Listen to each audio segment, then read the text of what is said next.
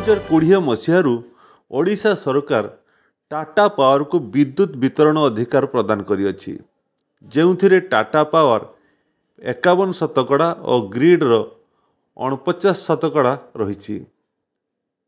विद्युत बड़का राज्य होइथिबारु देशर विद्युत क्षेत्र में संस्कार आनिबारे ओडिशा हेउछि प्रथम राज्य। यह अधिक क्षमता उपभोक्ता मानकु उन्नत मानर शक्ति एवं सेवा एवं युक्तिसंगत शुल्क हारर सहाय हेबा कथा। यह मध्य परिकल्पना करा जाइथिला जे एही कॉर्पोरेट माने भित्तिभूमि उन्नति, ग्रामांचल को अधिक संयोग, शिल्प को निरंतर विद्युत जगण पाई पुंजी विनियोग आनिबे, जहाद्वारा राज्य रे विकास नूतन युग आरंभ हेब। जदिओ लक्ष्य गुड़िक प्रशंसनीय थिला, तथापि सेगुड़िक केतेदूर पूरण होइछि ताहा जनसाधारण ही जानती।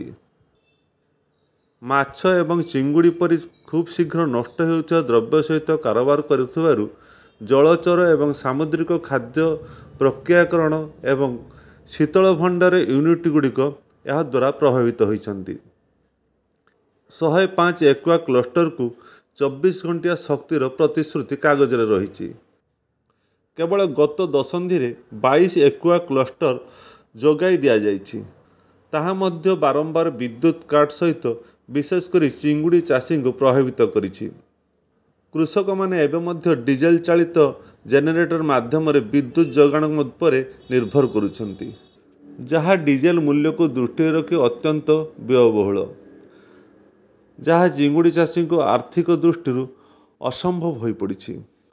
एही क्लस्टर गुड़िक अवस्थित थिबा दुर्गम अंचल अवस्थित अवशिष्ट एक्वा क्लस्टर गुड़िक सहित अधिक संयोग पर कौन प्रयास करिपारुनाहांती। यह अधिक खर्च सहित चिंगुड़ी चाष उपर प्रभाव पकाउछि, जहाँ चिंगुड़ी चाषी को आर्थिक दृष्टि लाभहीन कर देउछि एवं कृषक माने धीरे धीरे विकल्प नियुक्ति खोजुअछन्ति। वैषयिक मांदावस्था कारणरू सामुद्रिक खाद्य प्रक्रियाकरण एवं शीतल भंडार यूनिट गुड़िक वर्तमान अधिक ओभरलोड बोझरे 20% क्षमतार कार्य करुअछन्ति। एभली परिस्थिति रे जेतेबेले शिल्प सहायता में सरकार आड़ को चाहिथिला, सही समय रे टाटा पावर अहेतुक विद्युत शुल्क वृद्धि बोझ उपर नलिता बेड़ा भली कार्य करुछि। मुख्यतः समस्त सामुद्रिक खाद्य रप्तानी यूनिट टाटा पावर द्वारा करा जायथिबा अन्याय उपर आलोकपात करिसंती। सेमानंकर एपरी एकचटिया कारोबार माध्यम रे निजस्व लाभ वृद्धि करिवार प्रयास छड़ा यह आउ किछि नुह।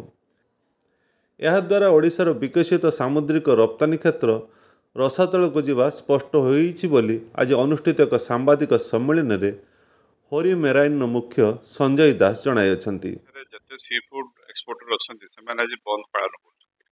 तार मेन रीजन होछि जे आगु सी फूड प्रोसेसिंग प्लांट को एलाइड एग्रो इंडस्ट्री कैटेगरी रे से माने पावर टैरिफ को भाग करथिले।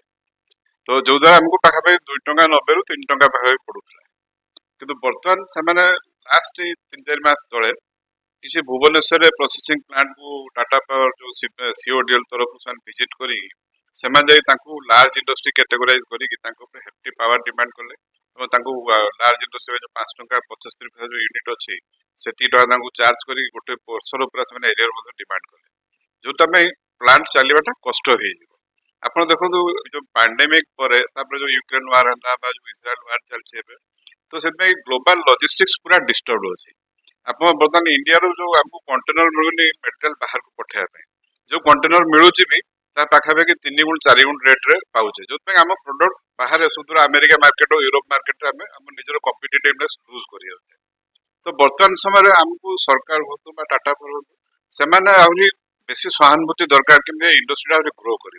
आप ओडिशा आगु 300 टन चिंगुड़ी रप्तानी होता, किंतु गत वर्ष आप देखिए पाखापाखि 48,000 टन रप्तानी होती, जोटा कि ओडिशा को इंडिया रो गोटे लार्जेस्ट एक्सपोर्टिंग स्टेट रो माने one of the largest exporting state रो मान्यता मध्य दे पारुची। तो जदि एई भलिया चले ताले हुए तो सेई जो मान्यता आमे धीरे धीरे ओडिशा हरई बसिबो। तो सेइते आमे सब सी फूड एक्सपोर्टर तरफ हम अनुरोध करछु कि आमे जो एलाइड एग्रो इंडस्ट्री कैटेगरी थिलु हमको सेई कैटेगरी रखा जाऊ आगु आमे जो सब्सिडाइज पावर पाउथलु सेति हेले कोन हो आमे कॉम्पिटिटिव आम प्रोडक्ट हम करि परिबु आ ओडिसा रो जो चिंगुडी ता जाई बाहर मार्केट रे कॉम्पिटिटिव रेट रे बिक्री हो। Hari plaza born to entertain you अत्याधुनिक छापरे गढ़ा जाइथिबा ओ प्राकृतिक सौंदर्य रे भरपूर थिबा होटल हरि प्लाजा जेउठारे रहिछि मनोरम पहाड़ झरणा और प्रशस्त स्थान विवाह व्रत जन्मदिन और समस्त प्रकार सभा समिति पई उत्कृष्ट होटल हेउछि हरि प्लाजा।